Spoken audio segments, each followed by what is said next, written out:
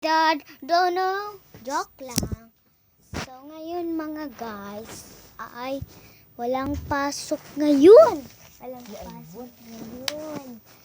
Kasi nagbabagyo ngayon. Signal number 5 or hindi ko alam anong signal ngayon. Oo, nag-alarm yung cellphone mo.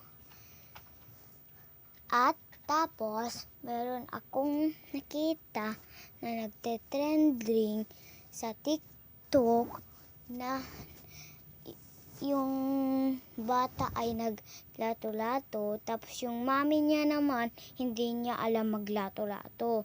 Nakita ko pala sa TikTok, hindi nagtrending.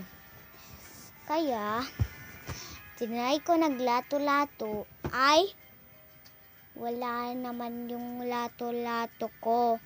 Baka siguro ang dyan lang sa may tabi ng TV namin. So, ngayon, bye-bye mga guys. See you next time.